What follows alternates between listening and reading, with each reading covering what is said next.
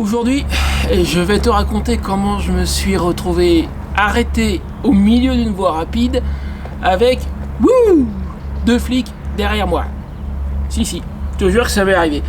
C'était peu de temps après avoir acheté la moto. Mais avant d'en arriver à cette partie de mon histoire, il va falloir que je remonte un petit peu le temps jusqu'au jour de l'achat de la moto, jusqu'au lendemain en fait plus exactement. Il va falloir que j'enlève la selle. Et pendant que je fais ça, je t'explique. On va planter le décor. Alors attends, il faut sortir les sangles. Je vais être un petit peu embêtant quand je vais enlever la selle, ce qui n'est pas souvent. Je suis obligé de retirer les sangles. Donc le décor, disais-je. Je viens d'acheter la moto. La veille, nous sommes le 21 janvier 2020. Donc je l'ai acheté le 20 janvier. Et nous sommes en région parisienne chez ma sœur qui habitait à cette époque-là à Sainte-Geneviève-des-Bois. Ah, je vais laisser passer la voiture. Donc, disais-je, nous sommes le 21 janvier 2020. Nous sommes chez ma sœur à Sainte-Geneviève-des-Bois, donc en région parisienne, c'est au sud de Paris. Il fait pas chaud. C'est pas comme ici aujourd'hui, et tu vas comprendre pourquoi c'est important. Et je viens d'acheter la moto, je viens de la ramener la veille chez elle. Comme il fait pas chaud, j'ai des gants chauffants. J'avais prévu le coup, je les ai achetés quelques semaines avant, je les avais testés sur ma 125, ça marche super bien, c'est super confortable. Ça là d'ailleurs, c'est le câble de mes gants chauffants et il va être important dans mon histoire, tu vas comprendre. Donc moi je veux brancher le câble en question, c'est un câble en Y, c'est-à-dire qu'il y a deux bouts, tu vas le voir dans un instant. Enfin je pense que tu devrais le voir. Il y a deux bouts qui vont se brancher chacun sur une des cosses de la batterie. Et ce bout là qui ressort, et derrière dans la veste j'ai un grand câble qui vient se brancher là, et ensuite qui repart en Y de l'autre côté, et un bout dans chaque gant pour les alimenter. Et j'ai pas pris la version avec batterie, c'était plus cher en fait.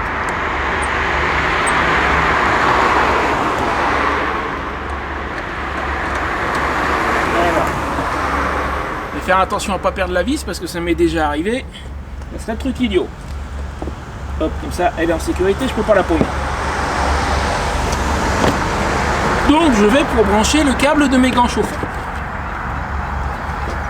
Voilà, c'est enlevé. Maintenant tu vas apercevoir la batterie, je pense, attends, je vérifie que tu dois la voir sur cette caméra là. C'est un peu le but quand même, ouais ça va. Ok, sur cette batterie. Alors j'espère que ça va être correctement visible à la caméra. Ou à la limite je vais la prendre à la main la petite caméra pour te montrer, ça sera mieux je pense. Je la remettrai après. Alors c'est sans doute pas pareil sur toutes les batteries de moto, c'est pour ça que je voulais te la montrer. Sur celle-ci tu as des cosses, tu vois il y en a une là. Et ce sont des cosses verticales, c'est-à-dire sans l'enlever, je vais pas m'embêter à la sortir, hein, mais c'est pas évident à voir, mais tu as un anneau vertical. Donc j'essaye de viser. En gros tu as un anneau qui est comme ça, et un de chaque côté, d'accord? Et c'est pour ça que je voulais essayer de te montrer un petit peu la batterie. Donc j'ai une cosse là, une cosse là. Et celle qui est de ce côté-là, alors ça c'est pas la batterie de quand j'ai acheté la moto, hein, justement je l'ai changé depuis la batterie. La cosse qui était de ce côté-là était endommagée. C'est-à-dire que au lieu d'être fermée, en gros, elle était comme ça. Mais elle tenait encore. Et le câble de la batterie était en place, pas de souci, tout fonctionnait normalement. Donc quand j'ai vu ça, je me suis dit bah de toute façon il faut que je ramène la moto. Je vais brancher le câble de mes gants chauffants quand même. Je vais rentrer, j'aviserai une fois rentré. J'ai branché le câble alors avec du mal parce que comme tu peux voir il n'y a pas de place et sauf à sortir la batterie pour réussir à défaire le câble, l'écarter. Et ensuite mettre le câble de mes gants chauffants et remettre le câble de batterie, et bonjour, c'est coton, hein, c'est pas évident. Le moyen en théorie de faire ça, c'est de carrément sortir la batterie. Sauf que déjà, je savais pas trop comment au début, en fait il faut la tirer par les câbles. Et en plus de ça, si j'avais voulu tirer comme ça, avec la cosse endommagée, je le sentais pas trop. Donc, bon an mal an, j'ai mis un moment, j'ai réussi à brancher le câble de mes gants chauffants, que tu peux voir là. C'est lui, d'accord, qui est branché au niveau des cosses de la batterie.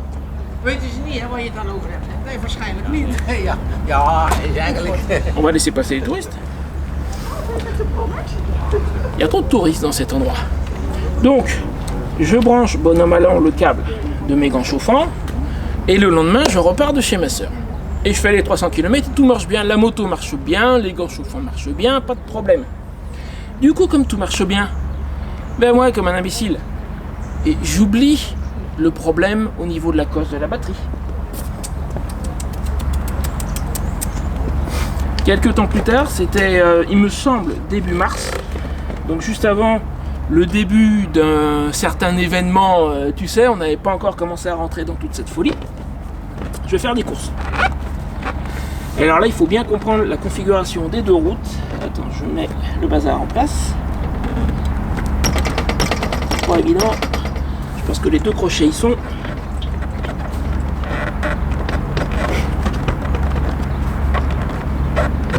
Le crochet là est en place.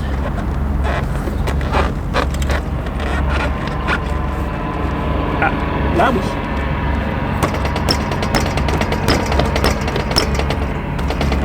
Ça me paraissait bizarre aussi d'avoir le trou en face du premier coup. Là, les crochets sont en place. Donc, je pars faire des courses, disais-je. Et là où j'habitais, j'étais à 15 minutes d'Alençon, à peu près, dans l'Orne. Quelle est la vis? Pour aller faire des courses, je prenais deux voies rapides, l'une successivement après l'autre. Tu as la D438 et la Nationale 12. Et entre les deux, il y a un échangeur avec un pont. Ça, c'est très important à retenir. Donc j'y vais, tout se passe bien, la moto marche bien, les gants chauffants marchent toujours bien. Je remarque rien. Pas de problème. Je fais mes courses, je fais le plein, donc elle a de l'essence. Je repars, et là en repartant, comme s'il n'y avait plus d'essence. Alors que je viens de faire le plein. Il y a un truc bizarre. Et puis elle repart. Sur le coup, je me dis, bon, il y avait une saloperie dans l'essence, elle l'a bouffé, on n'en parle plus. C'est ce que j'ai cru sur le moment. Ouais, compte là-dessus. J'emmanche la première voie rapide, tout va bien. Donc la Nationale 12, et puis au moment de décélérer, comme s'il n'y avait plus d'essence. Sur la voie de décélération. Et alors là, j'arrive au niveau de l'échangeur.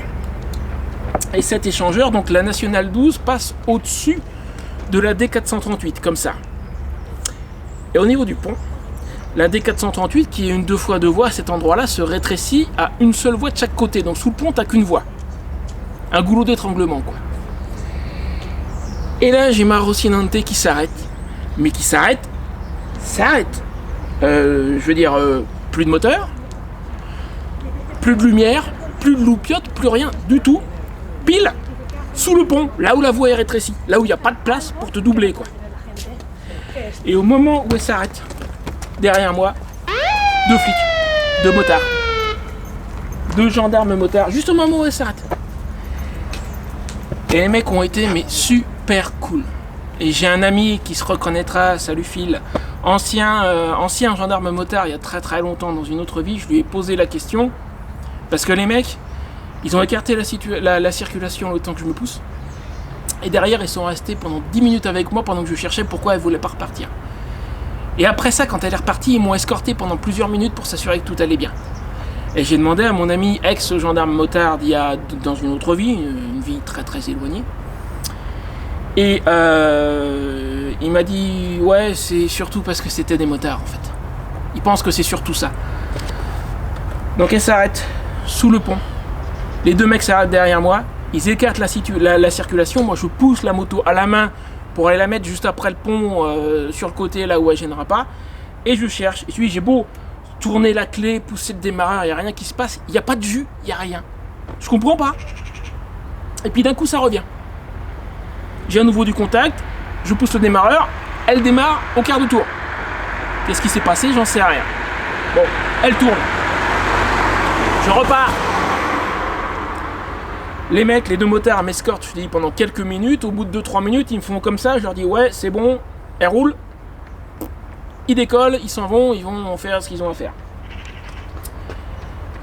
J'arrive par chez moi, donc, voie de décélération en sortant de la D438. Elle recommence. Elle a tenu juste le temps que j'arrive devant chez moi. Elle s'est arrêtée littéralement à 10 mètres de chez moi. J'ai eu qu'à la pousser sur quelques mètres. Je comprends toujours pas ce qui se passe. J'enlève la selle, comme je viens de faire là il y a un instant, je regarde. Tu sais la cosse qui était abîmée quand je vais laisser passer la voiture. Là, la cosse qui était abîmée avait fini de se casser. Le câble se baladait dedans, j'aurais pu foutre le feu. J'ai appelé un ami, un voisin, qui était, coup de bol, il était sur Alençon à ce moment-là. Je lui ai dit, est-ce que tu peux me ramener une batterie? Quand tu rentres, je te la rembourse. Il m'a ramené une batterie neuve. J'ai mis la batterie neuve, puis la moto est repartie, et depuis, il n'y a plus de problème. Mais ce jour-là, j'aurais littéralement pu foutre le feu. Si elle s'arrêtait, c'est parce que c'est exactement comme si en roulant, comme si j'avais retiré la clé. C'est exactement ça. C'est pas plus compliqué que ça. C'est... voilà. C'est plus de contact, parce qu'il y avait un des fils qui était plus en place, et qui se baladait, et qui de temps en temps revenait et refaisait contact. Le b c'était... en gros, tu vois, c'est... comment il s'appelle? C'est jacouille. C'est jour, nuit. Jour, nuit. Le b c'était ça. Il va continuer à faire ça longtemps, lui? Jour, nuit, jour, nuit. Et les 2 fois où c'est complètement arrêté, c'est que le câble ne touchait plus. Et quand elle est repartie sous le pont, je sais pas pourquoi, peut-être en refroidissant, le câble est revenu à sa place, ça a refait contact, elle est repartie. J'aurais pu foutre le feu. À cause d'une cosse de batterie abîmée. Voilà, tu sais, le mec qui m'a dit, quand je l'ai acheté, grosse révision de fait il y a 10 mois, décidément, avec tout ce que j'ai eu sur cette moto, parce qu'il y a eu d'autres trucs, hein, le coup des pneus, je t'ai déjà expliqué. Quand je l'ai fait contrôler chez Motoax, Kitchen, mort, a changé d'urgence. Le coup du tube, je reste persuadé qu'il y a eu une réparation temporaire à une époque, c'est pour ça que ça a mis plus de 10 000 km avant de commencer à fuir. Les clignots, c'est pas les clignots d'origine, parce que les caoutchoucs commençaient à partir en lambeaux. Un matin, quelques semaines après l'avoir acheté, j'ai trouvé le clignot avant gauche, je crois que c'est avant, gauche ou droite, mais il me semble que c'était gauche, c'est pas d'importance, qui pendouillait au bout de son fil. Il y a eu beaucoup de choses. Et bah le coup de la batterie, à la limite, je sais pas ce qui est le pire, la batterie ou le tube. Le tube c'est hautement emmerdant, c'est sûr, mais la batterie j'aurais pu foutre le feu en roulant. Voilà, donc petite anecdote sur le passé de Rocinante, datant de peu de temps après l'achat, quoi. Ça a été épique, moi je te le dis. Allez, je rentre mes sangles et puis je m'en vais parce que je suis pas censé être garé là en théorie. Imagine que la police passe, allez, on va remettre le coup. Wouh! Non, une fois ça m'a suffi. Et puis sous le pont, en soi, j'étais pas en tort, j'étais en panne, hein, tandis que là. T'as rien vu, t'es pas au courant. Allez, oublie pas le petit j'aime, le petit commentaire, le petit partage, tout ça, puis je vais te mettre une autre vidéo qui pourra peut-être t'intéresser. Je sais pas encore quoi, je vais viser, je te mets une autre vidéo juste là.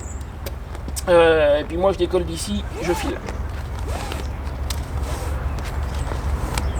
Hop, les sangles sont en place.